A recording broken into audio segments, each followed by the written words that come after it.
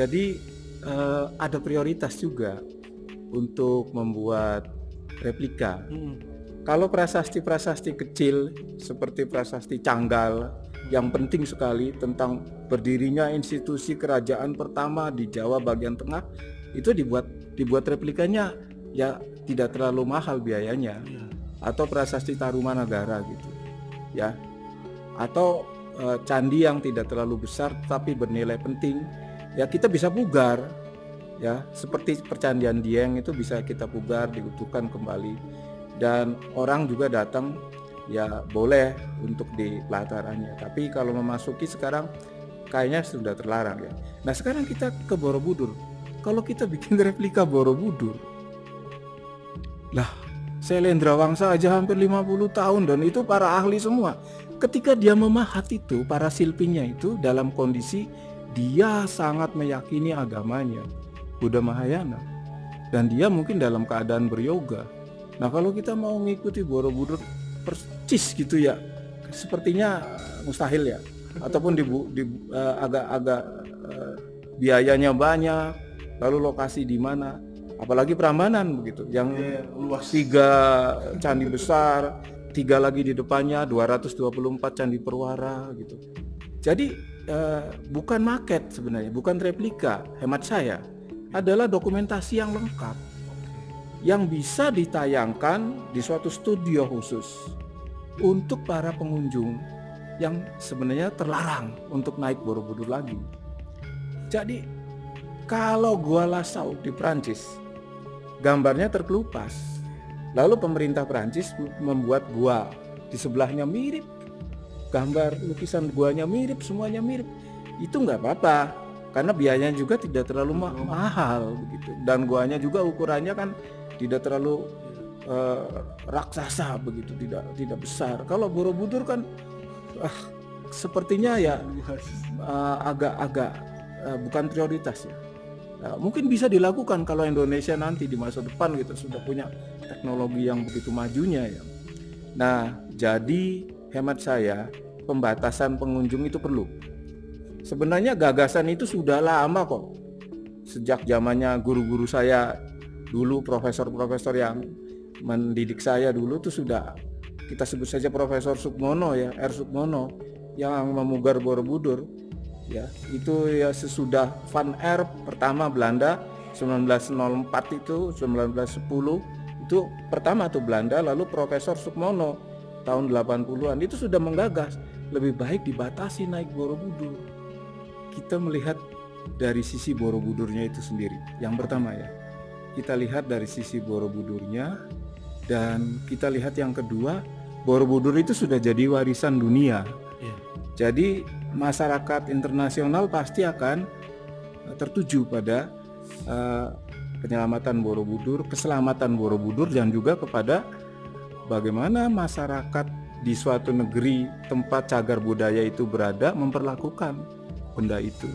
Sekarang dari sudut Borobudur itu sendiri ya.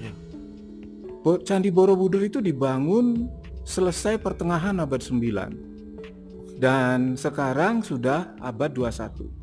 Dari sudut itu saja batu-batunya bisa kita bayangkan sudah berapa ratus tahun. Dari konstruksinya itu di atas bukit.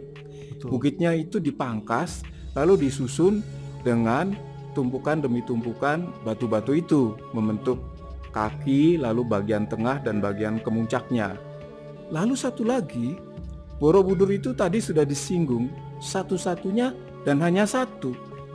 Bukan hanya di Indonesia, tapi di dunia. Dihias dengan 5 rangkaian relief cerita dari sejak kaki yang tertutup sampai tingkat 1, tingkat 2, tingkat 3 dan seterusnya. Reliefnya itu detail sekali digarap di dinding. Itu ya. Dan tak ada lagi yang menyaingi. Cuma kita yang memiliki. Belum lagi ada sekitar 505 arca Buddha. Yang lengkapnya begitu. Tapi ya sekarang tinggal berapa dan kepalanya sudah banyak yang terpenggal ya.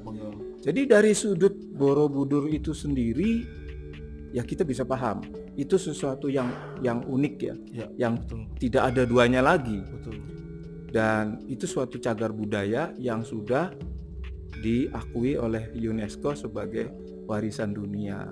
Nilai yang lain adalah nilai sejarah, nilai ilmu pengetahuan, nilai estetik, nilai arkeologis, dan berbagai nilai lain itu jadi murah. Seringkali benda purbakala disebut nilainya tak terhingga gitu. Iya, betul. Itu ya. Nah, mengenai kemudian Pak Luhut mengoreksi itu saya kira bijak sekali ya. Karena untuk memperhatikan lagi dan mengawasi lagi bagaimana sih untuk kondisi masyarakat Indonesia gitu. Ya, betul. Ya, saat ini. Jadi kalau dipandang 750.000 terlalu mahal dan untungnya sudah disikapi secara baik. Ya, nanti kita pikirkan lagi sebaiknya bagaimana itu pengunjung yang datang ke Candi Borobudur. Tadi sudah kita singgung ya bahwa Borobudur itu cuma satu dan satu-satunya. Dan itu memang benar. Borobudur itu dibangun menurut para peneliti itu dalam 5 tahap. Jadi tidak hanya setahun 2 tahun, tetapi puluhan tahun itu dibangun. Saya menduga tapak pertamanya itu akhir abad ke-8 dan selesainya itu pertengahan abad 9. Jadi kurang lebih 30 sampai 50 tahun baru selesai semua. Oleh satu dinasti yang memerintah di Jawa bagian tengah masa itu, namanya dinasti Sailendra, yang kebetulan dia memeluk agama Buddha Mahayana dan juga menyokong agama Hindu Saiwa. Nah, ini yang menjadi penting. Itu adalah bukti dari suatu mahakarya, ya, suatu mahakarya masyarakat abad ke-8 ke-9 mampu mendirikan bangunan bukit batu ya, dari balok-balok batu yang tingginya lebih dari 40 meter